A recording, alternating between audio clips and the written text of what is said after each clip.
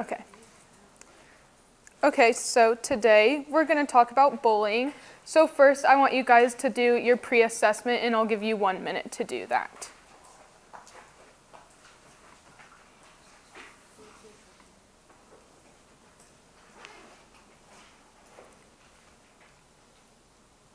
Oh, you guys didn't get one.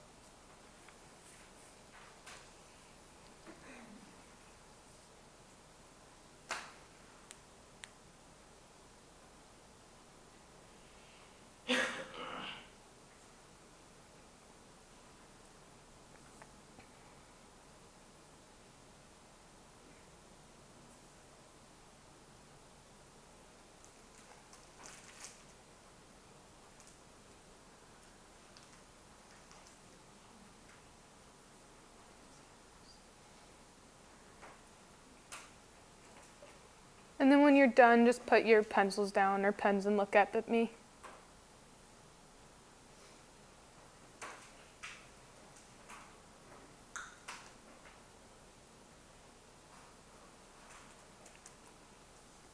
Okay, so first I'm going to start off by asking you guys 2 questions, and they might be kind of personal, but raise your hand if you've ever been a victim of bullying. Okay. And then who has ever seen someone get bullied? Raise your hand. Yeah, so a good majority of us, almost everybody has seen bullying or has been a victim of bullying. So that just shows that it's a very common thing and it's a really big issue. So then what is bullying? How do you click this? Okay. So bullying is repeatedly doing something or saying something to someone that will dominate them, and usually it's a smaller person. So this can be psychological, emotional, physical, cyberbullying, and sexual harassment.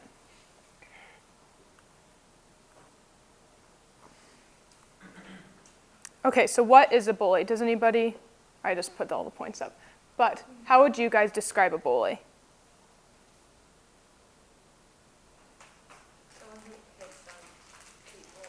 Mm-hmm. Yeah. So yeah, a person who hurts or frightens people who are perceived to be smaller or weaker. Who knows somebody or who has somebody that comes to mind when you think of if you know a bully? You don't have to say their name, but does anybody know a bully?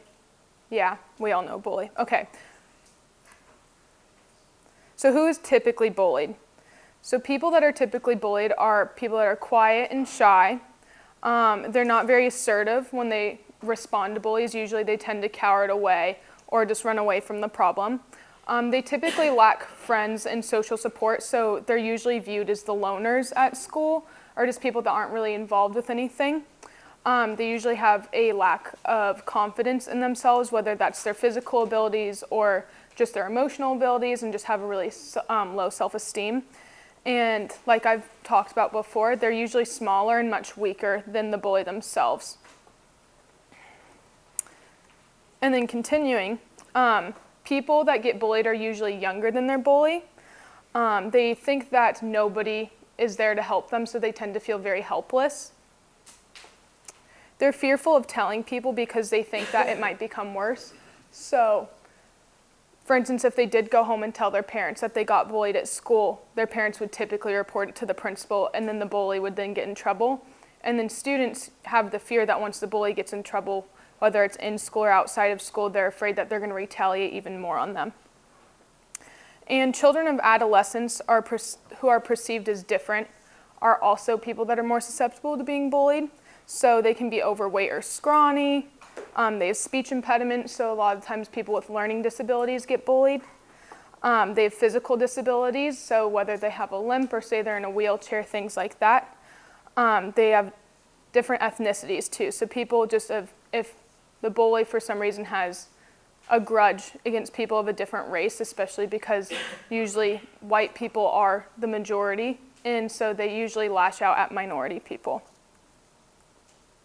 So what bullying can look like: taunting, making fun of, isolating someone, name calling, pushing, hitting, poking, pinching, hair pulling, kicking, and other physical abuse. And then more emotional abuse is spreading rumors, telling lies, setting someone up to get into trouble, taking money or possessions from someone, making faces or obscene gestures to someone, excluding someone, pressuring someone to do something they don't want to do, sexually harassing someone in any way. So, or do you guys need more time filling those out? Okay.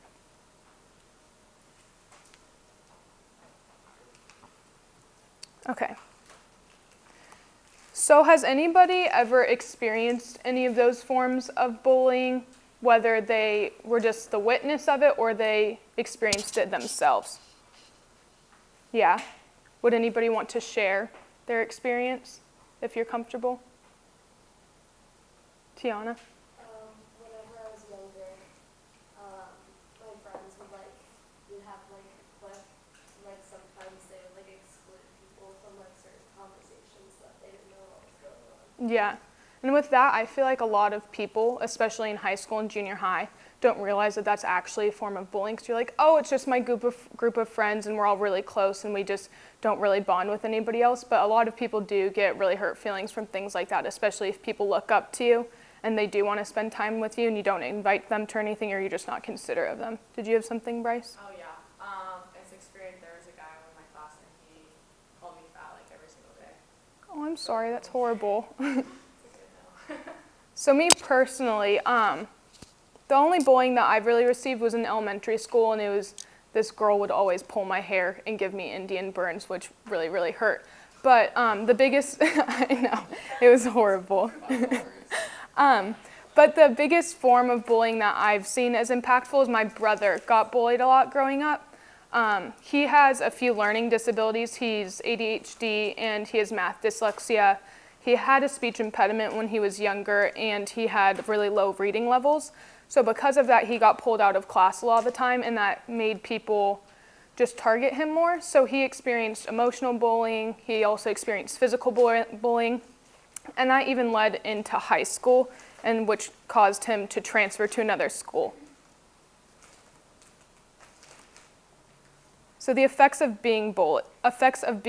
So these are people that have been bullied. Physical injury, fearful of being in certain places. So for instance, if they're bullies at school, they're going to be scared to go to school. Missing school, trouble sleeping, and this can happen with when people do experience traumatic experiences like that with bullying, that they tend to have nightmares or night terrors about it, which causes them to be scared to fall asleep, and if they do fall asleep, they usually wake up very easily. Difficulty concentrating, depression, isolation. When people isolate themselves from bullying, it's usually because they feel like almost everyone's against them, or no one cares, or they feel helpless. Anxiety, stress, feeling helpless, low self-esteem, and the biggest one is feeling violent, whether it's self-inflicted or towards their bully. So when kids get bullied, a lot of times they'll either want to fight back physically, especially if their bully is being physical to them, or one of the biggest issues with bullying that bullying can lead to is suicide. A lot of people don't realize, but it is one of the biggest, fastest killers of youth is suicide. And so people don't realize how impactful that their words are, especially if it's being so repetitive, sometimes people just feel like they can't take it, that no one's on their side, that they feel helpless, so in their mind, the only option that they have is to kill themselves. Effects of being a bully. So this is the person that is a bully. They're at risk for criminal behavior, and that includes drugs, alcohol, fighting, just lots of crime. They have lack of social skills that they need for success. So they don't know how to deal with situations, they don't know how to deal with conflict appropriately that tend to lash out at people, they tend to fight. They have problems relating to others, and I think that's why one of the biggest reasons why people do bully is because they feel isolated also. So what's weird about that is that the kids that are getting bullied have that same feeling of isolation, and so do the bullies. So it's almost not a similar issue, but they both come from different aspects. They drop out of school. They have difficulty keeping a job, which goes back to having a lack of social skills that they need for success. They can be abusive to romantic partners, and it's just because in their very foundational years of growing, they didn't develop properly with how they're supposed to respect and handle people, so that does tend to lead into their adult years, and other people suffer the consequences from that. Okay, so effects of those who witness bullying. They'll usually not associate with the victim of bullying, and then which this just further causes more problems for that person, because again, they usually feel isolated, they feel like no one's on their side. But the thing is that people do feel bad for them, but they're scared to be on their side because of fear of being bullied themselves. They do not report bullying, like I said, out of fear of the bullies retaliating towards them. The feeling of guilt. A lot of people, I'm sure that we've all seen somebody before get picked on or bullied, and then you just have that horrible, heavy feeling inside of that you should have done something. I know that I do. There was a kid in high school that always got picked on, and I remember specifically seeing it happen one time, and I still remember the moment to this day of like, if I was just that person that actually stood up for him that one time, it could have completely changed his day. It could have completely stopped that bully from continuing to bully him too.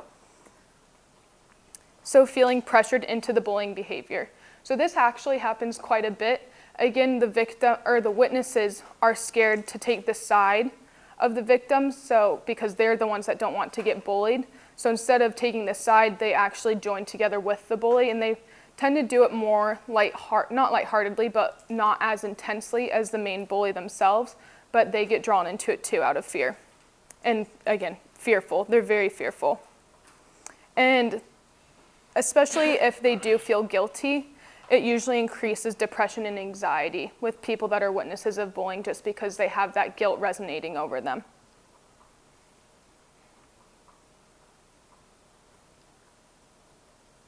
Okay, and now we're going to listen to a testimonial video about kids that have been bullied.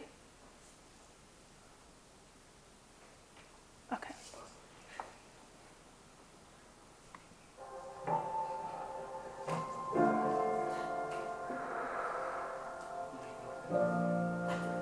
My cousin, he killed himself because he never told no one, and I know. his mom was there It's for just him, auditory. but he just didn't tell. Yeah, we're just and, listening to it. We're I not got that watching it. because of that. So these are all different kids that have been bullied, telling their stories. I was bullied, and it was cyberbullying, and even though people think it's not a big deal and I'll just get over it, it's really not as easy and as people make it sound. You already have that tapping in your head, and you're already thinking these things. As soon as someone says it and makes it real, it kind of destroys you, and you start to think about things that you really shouldn't. And I started to die inside from these comments and start to just crumble, and it was awful.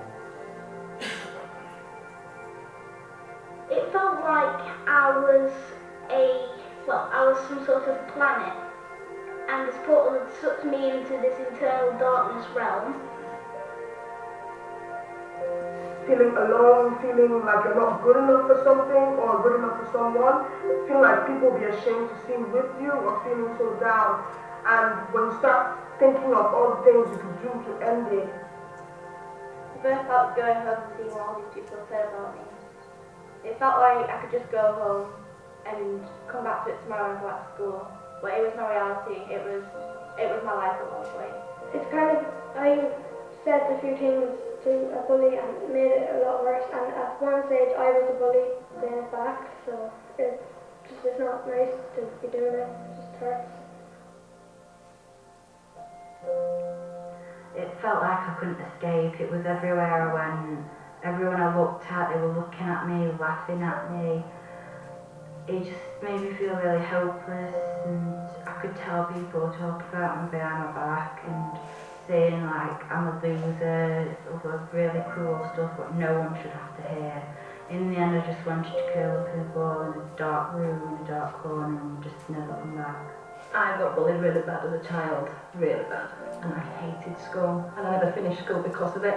Well, to be truthful, I went home crying every day because I didn't know what to do about it or how to deal with it. And my mum always used to ask me what was wrong and how I got all the bruises on my legs and all that. One. Okay. Oh, was the screen up? Okay. So yeah, those were just, there's a lot more testimonials in that video. There's probably about 35 kids that are sharing their stories of being bullied, and that's based out of the UK, and that's only at this one little school in the UK. So just think about how many, I mean, we almost all have a story of either witnessing bullying or being bullied. So just think about how amplified that is worldwide. Okay, so how to handle bullying. The main thing is you need to take action to stop bullying.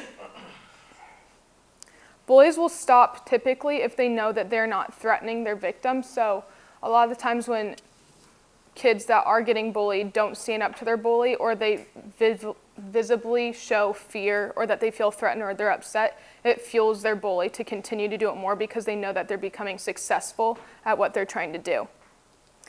You need to stand up for people's feelings, so not just yourselves, but if you do see somebody bullying, you need to stick up for them.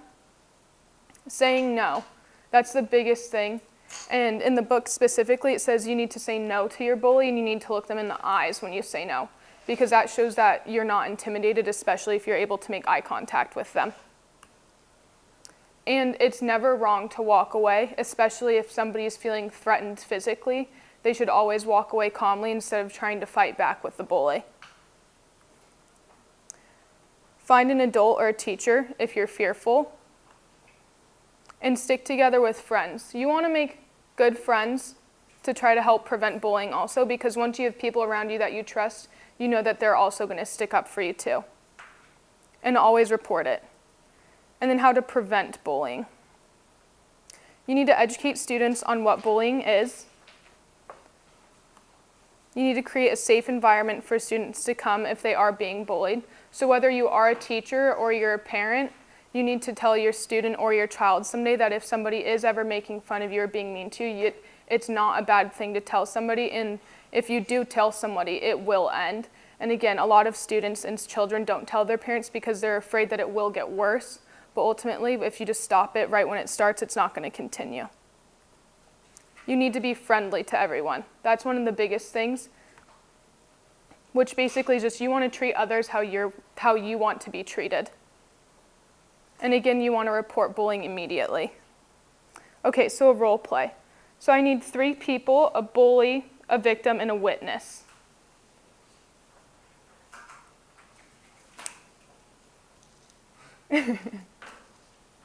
Jordan? Okay. 2 more people. It's just a real quick role play. Taylor. 1 more person. Sammy.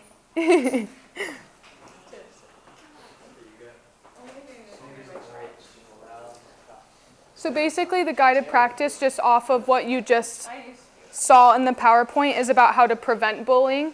So Jordan's going to be the bully, Taylor will be bullied, and then Sammy is going to be the witness. So again, just remember the ways that you just read and saw to prevent bullying. Go ahead. What's up, Shrimp? Hey, you need to stop bullying. What do you think you're doing? This is my space. I was standing here first. Hey man, you need to stop bullying. Listen, this is between her and I. Back off. Stop bullying. Shrimp. Okay, good job, you guys. Okay.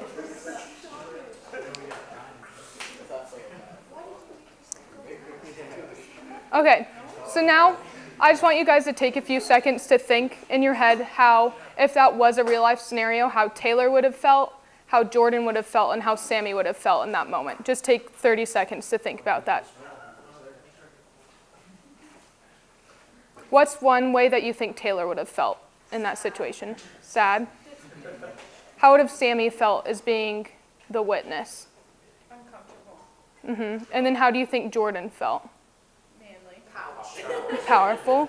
He also probably would have felt defeated since somebody was actually there to stand up for Taylor. Okay. And I wanted to base this off Mark 12:29 through 31. And just as a summary, this is the verse that talks about how above all else you need to love the Lord your God with all your heart, soul, and mind and strength.